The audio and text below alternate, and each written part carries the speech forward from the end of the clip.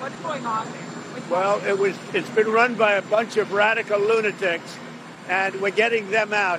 USAID, run by radical lunatics, and we're getting them out, and then we'll make a decision. This is my video update on this Monday afternoon, February the 3rd, coming to you from Nicosia, Cyprus. Let's talk about some news.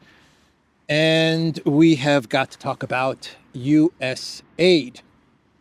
Everyone is talking about USAID. USAID is going to be shut down. That's the way it looks. It looks like USAID is going to close down. At least that is what Elon Musk is saying.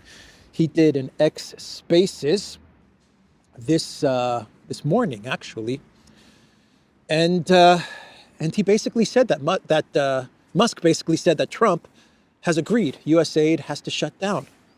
He actually called it an apple with worms, or an apple not just with a worm, but with lots of worms, or something like that. What did he say?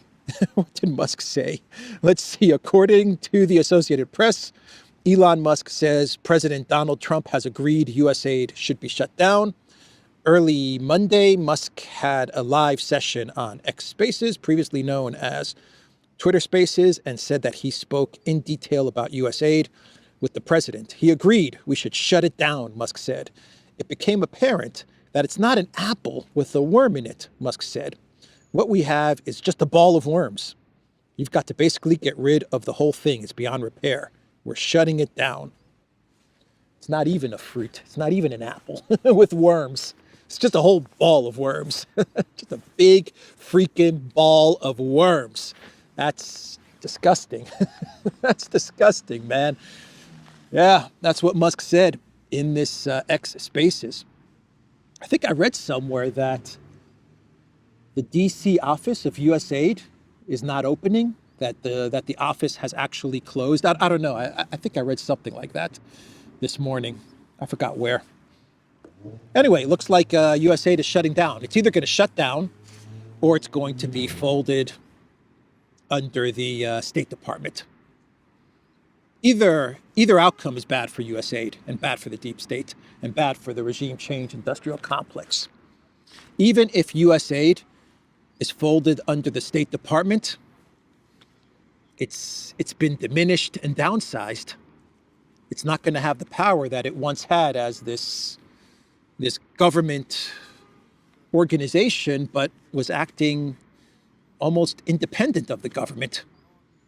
No oversight, nothing. Spending on whatever it wanted to spend on, whatever regime changes it wanted, whatever money it wanted to get from oligarchs, funding it would get from oligarchs. You know who I'm talking about. It would get that money and then it would spend it on whatever it wanted to spend, on removing governments or getting protests put together. Pay protesters, pay for posters, pay for flags, pay for tents, pay for cookies and bread, you know. And there was no one auditing USAID, no one overlooking USAID. So even if it went under the State Department, that would mean that it becomes part of the official US government.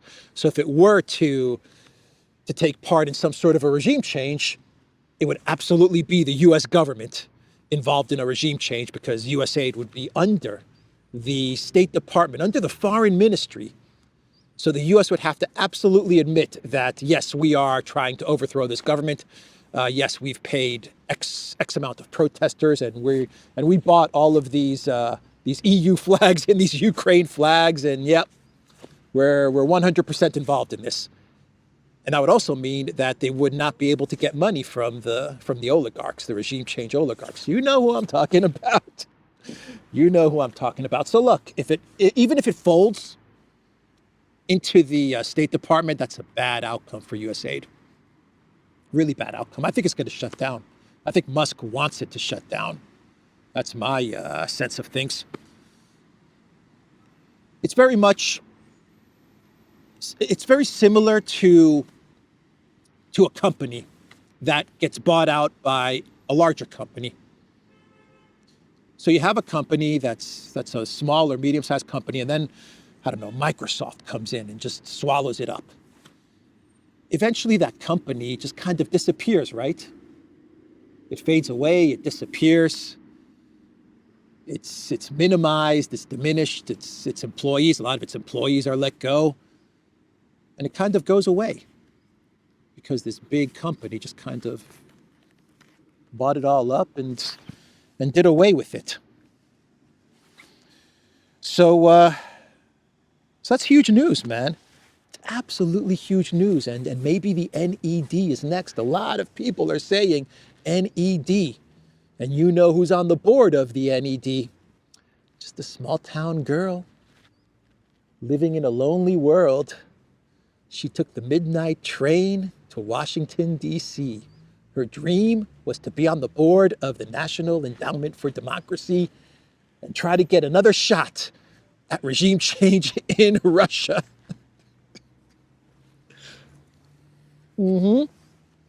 A lot of people are talking about the NED being next. I don't know if that's going to happen, but I did see a tweet, a post from X, from Musk on X, where I think he mentioned the NED. He said something really bad about the NED, but he's been trashing USAID for the past 2 days. He's been trashing USAID. He's saying it's just evil. He's saying USAID is evil. Unbelievable, man. Here it is. USAID is evil. That's what he's saying. USAID is freaking evil. He wants it shut down. Musk wants USAID shut down. The regime change industrial complex is going to take a big hit. A big hit. Even if it is folded under the Department of State, it is taking a huge hit. Nayib Bukele, what is he saying? Most governments don't want USAID funds flowing into their countries because they understand where much of that money actually ends up, while marketing as support for development, democracy, and human rights. The majority of these funds are funneled into opposition groups, NGOs with political agendas, and destabilizing movements. At best, maybe 10% of the money reaches real projects that help people in need.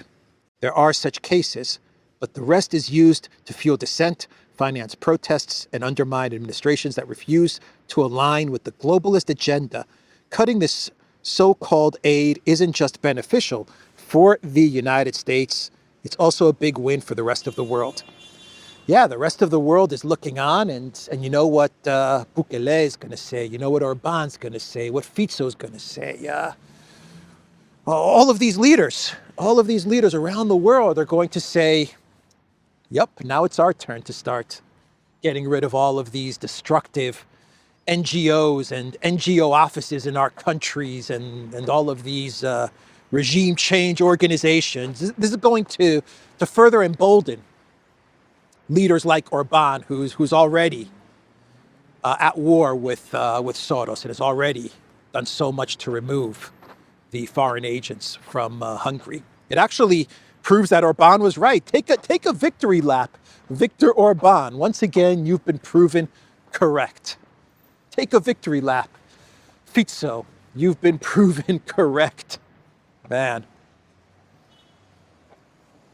Take a victory lap, Vladimir Putin. You have been proven correct. Georgia. You have been proven correct, Georgia Dream, huh? Just a couple of months ago, you were targeted for regime change, and now look at you.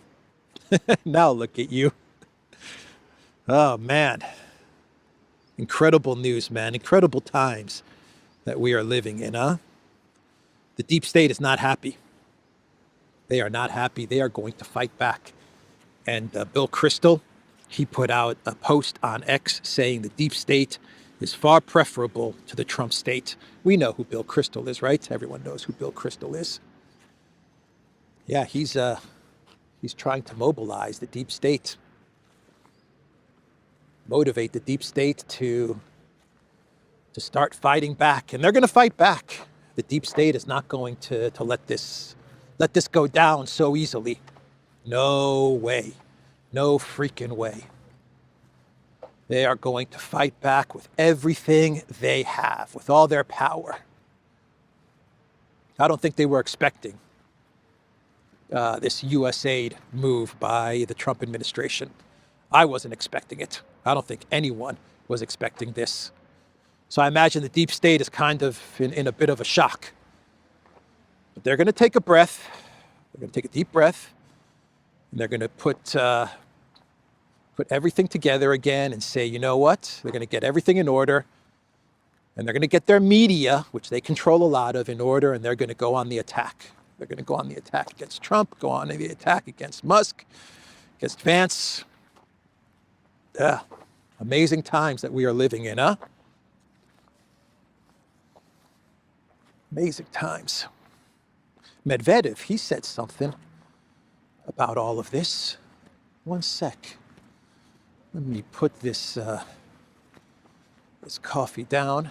Let me read you what Medvedev said. They're trying to fix all of this up. This whole area by the walls. Huge wall, which runs through Nicosia. And they're trying to fix all of this up, but they've got a lot of work to do. They've got a lot of work. But if they do it right, this could be a nice area. This could be a really interesting and cool park if they do it right. So let me read you what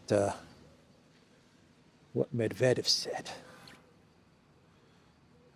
Dmitry Medvedev, smart move by Elon Musk, trying to plug USAID's deep throat. Let's hope notorious deep state doesn't swallow him whole. What was I saying, man? What was I saying? This is amazing stuff, man. Alexander calls it a revolution. It really is. We are at the beginning of some sort of a revolution. Will the deep state allow it? Well, Medvedev, he's putting out his warning to Musk. You're going to be targeted by the deep state. All right. So Rubio, the Secretary of State, who said just the other day that the unipolar moment is over. It's unnatural. We need to get back to a multipolar world. He made a trip to Panama. That's right. He made a trip to Panama. He met the president of Panama. And everything was went down pretty cool, I guess. Everything was pretty cool, it seems. I mean, you know, the president of Panama, he put out a statement and said, look, everything's all right. We're not feeling threatened by the United States. The Panama Canal is going to stay with us. But the one thing that we're going to do is that we're going to cut off our involvement in Belt and Road, the Belt and Road Initiative. And we have a contract with China for the Belt and Road Initiative for various projects and investments. And it expires in a couple of years, but we're going to see if we can cut that contract earlier, but we're going to stop our cooperation with the Belt and Road. But you know, the Belt and Road is not an organization, an alliance, a club. It's none of that stuff. It's just investments. It's projects.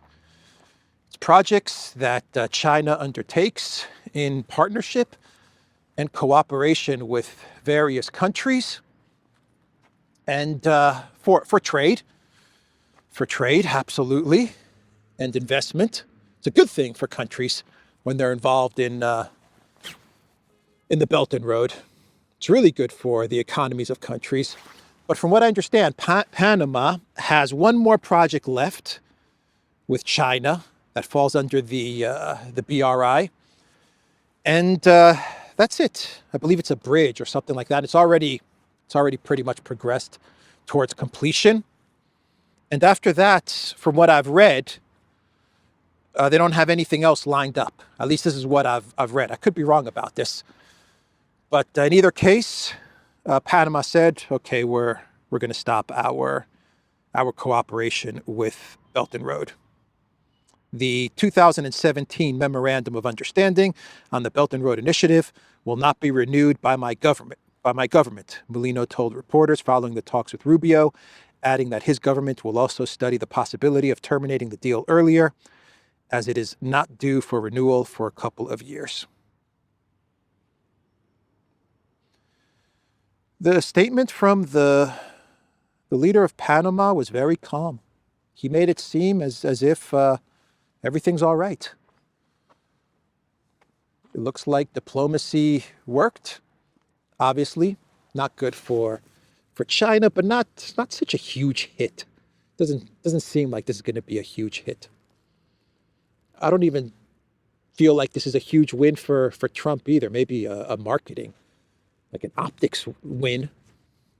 But if Panama stays, if the canal stays with Panama and there's no more pressure, if there's no more pressure on Panama from the Trump White House, then it's a big win for Panama.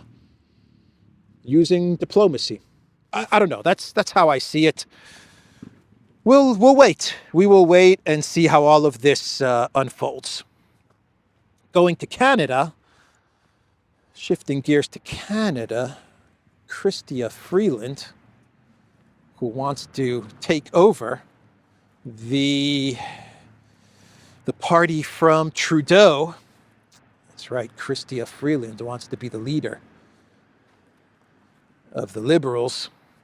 She sat down with, what's that guy's name? Fareed Zakaria of CNN. And she's not happy with Trump.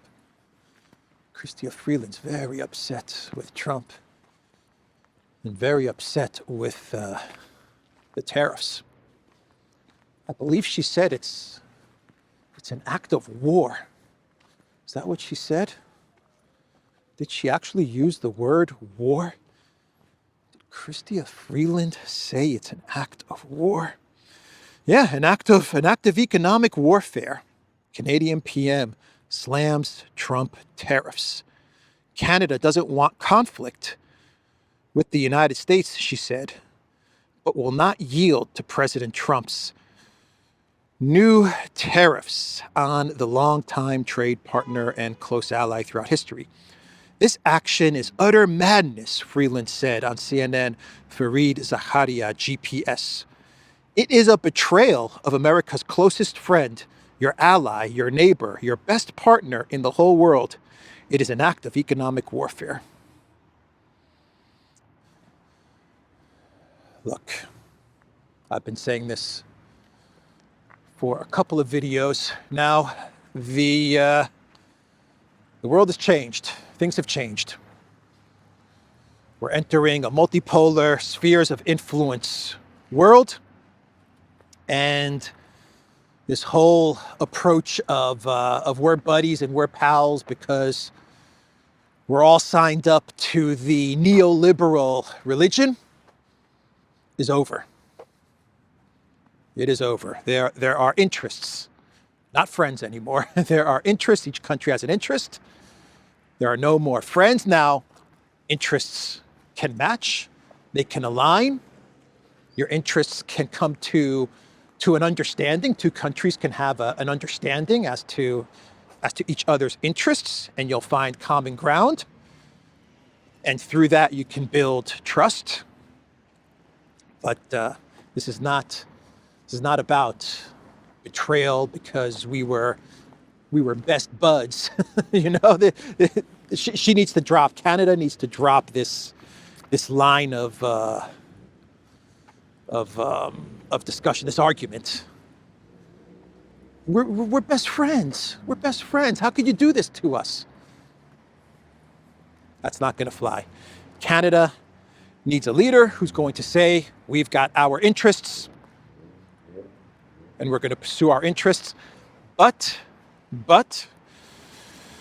we're not looking for escalation. Let's talk.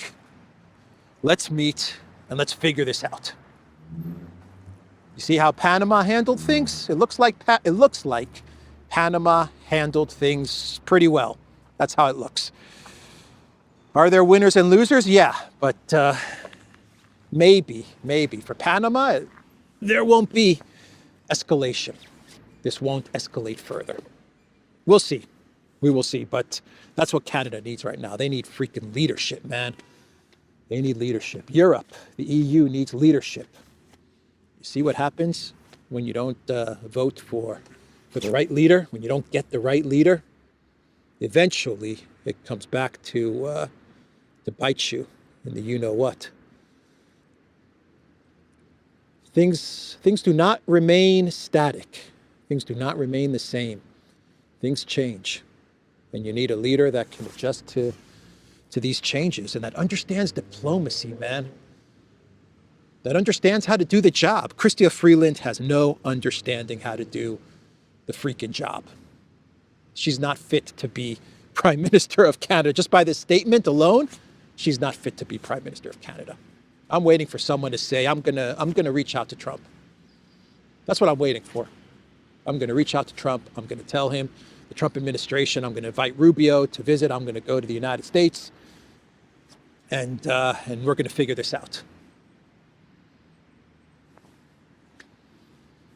Well, you're right next door. Anyway, that's my thoughts on it. I don't have the answers, but I can tell you what move needs to be made. Where's the foreign minister in all of this? How come the foreign minister is not taking care of this? You know, Lavrov, if it was Lavrov, he would solve this. You know it. Anyway, that's what Freeland said. Trump commented on all of this to the media, and what did Trump say? Commenting on Canada's retaliatory measures announced by Trudeau, Trump suggested the possibility of imposing steeper levies. If they want to play the game, I don't mind. We can play the game all they want, he told reporters upon landing at Joint Base Andrews from Florida. Trump also said in a post on Truth Social that in this tariff war, the U.S. is going to feel some pain. He said that. The U.S. is going to definitely feel pain, but he also said that this is what's needed to make America great again. Will there be some pain? Yes, maybe, and maybe not. It will all be worth the price that must be paid. We are a country that is now being run with common sense, and the results will be. Yeah, if the American people, if Trump has convinced the American people that there's going to be some temporary pain, some short-term pain for some medium or long-term gain, short-term pain, long-term gain, then yeah, people will go along with it. People will follow a leader if they believe that leader is going to make their lives better in the medium to long term. I believe that. I really believe that. You saw it with Russia. You saw it play out with Putin, right? They went through short-term pain, a lot of short-term pain, but they've come out the other side, and then they're much stronger. I don't know if it's going to happen with Trump, if the same thing could happen with Trump or the U.S., but that's what he's saying. But Canada has taken the head-on approach, dollar for dollar. We're going to take you head-on. That's Canada. Mexico has said we'll place tariffs, but we don't want to escalate. Smart. That was a smart statement. We don't want to escalate. We'll put some tariffs, but we are trying to avoid escalation. Good statement there. And Panama said, look, we're not going to give up the canal. We've done nothing wrong, but let's talk. And maybe they figured it out. Maybe they've come to an understanding.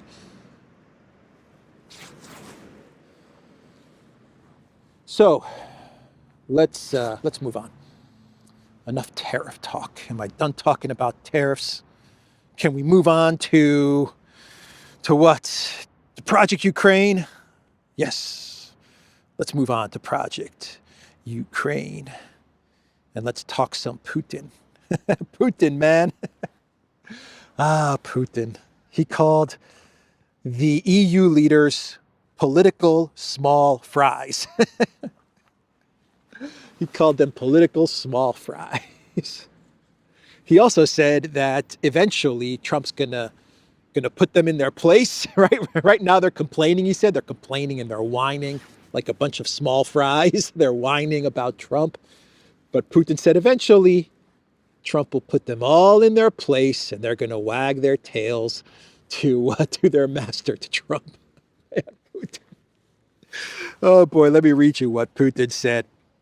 Let's see, he was talking to his favorite journalist, Mr. Zarubin. He said that it has been decades since Europe last had strong politicians capable of forming options independently from Washington.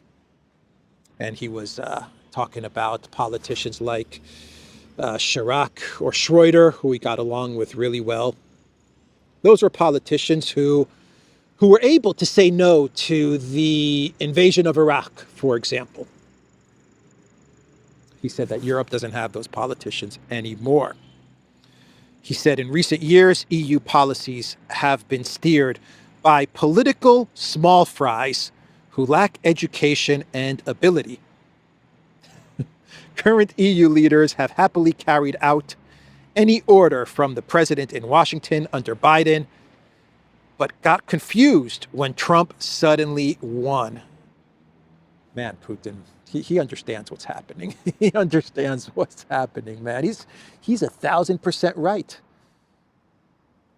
They're completely confused with Trump, right? They bet everything on Harris. Big mistake. They bet everything on Harris. Stammer was even sending consultants to the United States to try and help Harris win, or maybe not Stammer, people associated with the Labor Party, whatever. They were sending consultants to the United States to try and help Harris win. Boy, did they mess up. They messed up big time. But yeah, they're all confused now. How do we deal with Trump? I don't think it's that hard. Just got to be a bit clever, a bit rational. You'll be all right. Be strong. I think Trump values leaders that stand up for themselves, that are strong, that have some cojones. I don't know, that's just my impression. He has respect for those types of people. Even if they butt heads with the United States, I think Trump looks at them and says, okay, I can respect that. I don't know, maybe. But Putin understands the game, man. He understands the game. No doubt about it. Let me get to the best line from Putin here. What else did he say? He said they just don't like Trump. They actively fought him, interfered in political life in the US election. Trump has different ideas about what is good and what is bad, including in gender policy and some other issues, and they don't like it. I assure you, Trump, with his character and persistence, will restore order quite quickly, and all of them, you'll see, soon all of them will stand at their master's feet and gently wag their tails.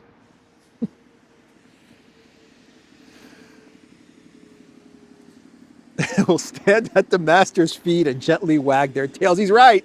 Is Putin saying anything that's wrong? Is he saying anything that's wrong? I don't think so.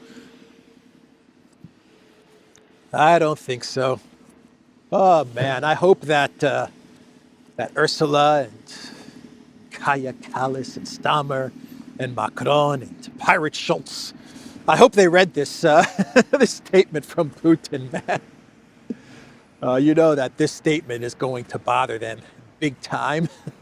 Big time. Putin saying you guys are just a bunch of vassals. You're a bunch of vassals. Yeah, you can complain about Trump all you want. You just don't know how to deal with him because you don't know how to deal with strong world leaders. You have no clue how to deal with a person like Trump, with a leader like Trump. He's going to sit you guys down and he's going to make you wag your tails at the master's feet. Putin, man. He's good. He is good at trolling. I have to admit. You know that's what he's doing here. You know, he is taking jabs at the EU. The Telegraph is saying that Russia's war machine is finally bankrupt. Finally. Finally bankrupt. Let's go this way. That's right. According to the Telegraph, it's game over for Russia. Is Russia's war machine finally facing bankruptcy? The country's wealth fund is being depleted after 3 years of war, and signs of fragility are starting to emerge. Every couple of months, we have to get these articles. It's going to last forever. We're going to have these articles for 20 years now. The conflict in Ukraine will be long over. The EU will not even exist. We're going to have the Telegraph putting out articles about Putin's war machine. Russia's war machine is finally happening. It's going to be 2055, and the Telegraph's going to put out an article. It's finally happening.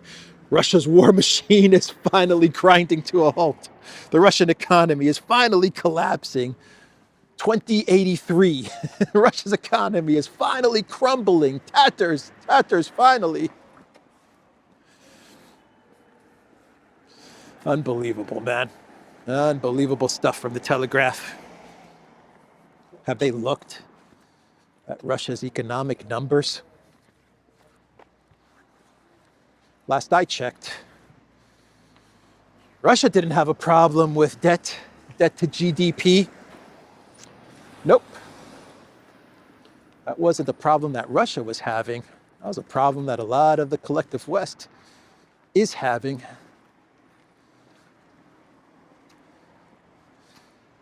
Anyway, let's talk about Elensky now. Man, I need to be careful walking around here. I'm gonna get hit by a car or something. Let's talk about Elensky and his interview with the Associated Press. He is panicking, man. Zelenskyy is losing his freaking mind. Someone was cooking up some souvlaki right here, huh? Yeah, so Elensky, he gave an interview to the AP, and, oh, this is great. This should be my clown world. He was telling the Associated Press that, you know, when Trump was talking about the 200 billion that the US has given to Ukraine, has spent on Ukraine, we don't know what he's talking about. That's what he said. He said, we've only received 76 billion. I don't know where this 200 billion came from. That's what Elensky was telling the Associated Press. He has no idea what Trump was talking about, where all this money went. I have no idea, he said, where all this money went. I have no idea. He said, by the time we get this money, we got 76 billion, if that. I was listening to Elensky give this interview. I was just, oh man, I'm like, this guy's in trouble, man. He is in deep trouble. Elensky has no idea where most of the 200 billion in US aid went. In an interview with the AP published on Sunday, Zelensky insisted that Ukraine never received even half of that sum. When it is said that Ukraine received 200 billion to support the army during the war, that's not true. I don't know where all that money went. Perhaps it's true on paper with hundreds of different programs. I won't argue, and we're immensely grateful for everything. But in reality, we received about 76 billion. It's significant aid, but it's not 200 billion, Elensky said.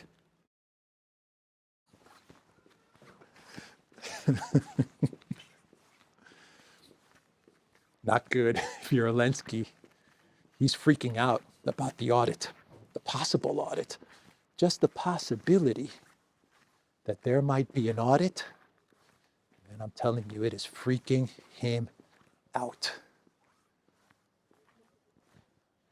We got $124 billion hole Podolyak. They gave us 200 billion. We only got 76 billion. Where did the 124 billion go, Podolyak? You know, to be fair to Elensky, he's kind of telling the truth in a way, right? Because, you know, you're going to get 200 billion, but 10% for the big guy and everyone's taking their cut, right? By the time you get to Elensky and his cut, you've got like 76 billion left, right? 10% for this guy, 10% for that guy, 20% for that guy. Oh, man. Oh, man, oh, man. Not good. Not good if you're Elensky. He is starting to panic big time.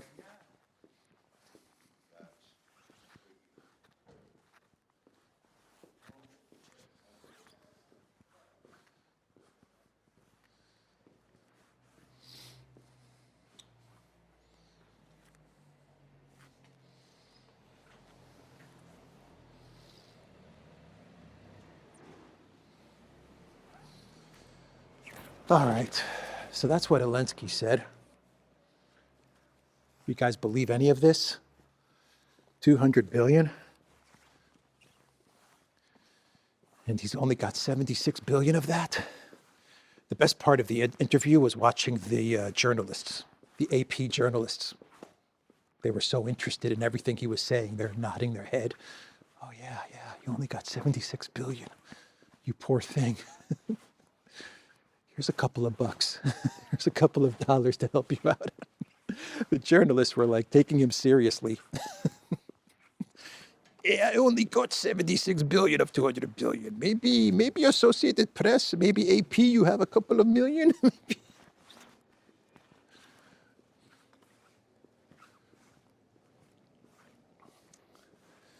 Yeah, an audit. An audit could be coming. And if an audit comes for Project Ukraine, look out, man. Look out. If you're Zelensky, you're in big trouble, man. Big trouble. You're going to have to throw a lot of people under the bus. This guy took money, and that guy took money, and that guy took money, and that guy took money. That's what you're going to have to do if you're Zelensky. Figure out a way to explain the 100 billion plus hole. How do you explain that? Let's do some clown worlds. We can wrap this video up. We're going to stick with Zelensky in this clown world, huh? Yeah, we are. During the interview, he said that Putin fears talks with Ukraine as he cannot admit defeat. He fears talks because he cannot admit defeat. That's it. That explains everything. You see, according to Elensky, he won. He won. Ukraine won. Putin can't admit defeat. There you go. That is what Elensky said. Let's see here. Elensky claims that he defeated Russia. Putin fears talks with Ukraine as he cannot admit defeat. Elensky, in an interview with the Associated Press, he is definitely afraid of direct talks with us. I believe in his mind, it represents his defeat, his weakness. He fears this, which is why he will do everything to push his old narratives that this is a war between the West and Russia. He cannot admit defeat, that he is actually losing to Ukraine. He has not defeated Ukraine, which means he is losing. And he cannot acknowledge this because here is Russia on the map and here is Ukraine. That's why he says, I want to talk to Trump. I'm ready to talk to America. He's always done this. What is he talking about, man? What is he freaking talking about? Unbelievable, huh? An unbelievable statement. He cannot admit defeat. He doesn't want to talk to us. Here's a map. You see, here's a map. Here's Russia. Here's Ukraine. He can't admit defeat because here's Russia. Here's Ukraine. He lose, I win. You see? Simple. He always does this. Putin, he always does this. Podolyak, always. I say, let's talk. He says, I don't want to talk. I say, yeah, you lose, eh? And he says, I don't want to talk. I say, you see, Mr. Putin, you lose. Look at the map. Here are Ukraine. Here are you. You see? I don't even understand what he said. I don't understand what he said in that statement. But the reporters were nodding. The reporters were nodding. Wow, wow, yes. Yes, Mr. President. Yes. Elensky's so dreamy. That's what the reporters were saying. He's so dreamy. He's strong, man. Oh, boy. All right. I'm talking nonsense, too. I'm talking nonsense. What else do we have? From BB News, Vilnius decided to reconcile with Beijing, but expects him to take the first step. Expects China to take the first step. Right. Right. We're going to reconcile with China, but what do you guys think? You think Zelensky's losing his mind? Yeah. You think Lithuania's going to reconcile with China?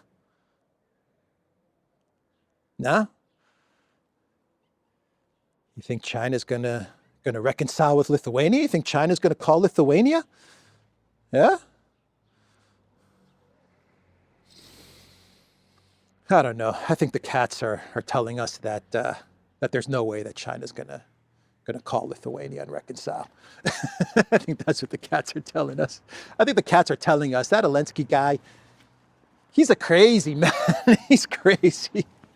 And Lithuania, yeah, they're dreaming if they think that China is going to make the first move to reconcile. That's the video, everybody. What else should I talk about? I was going to mention Kanye and the Grammys, but forget about it. I think that's enough clown worlds for the day, and I'm here at a church, so best not to approach that subject. The Duran.locals.com. We are on Rumble, ODYSEE, Telegram, BitChute, Rockfin, and X. Go to the Duran shop. Pick up some merch like what I'm wearing in this video update. The link to the Duran shop is in the description box down below. That's it for this video. Take care.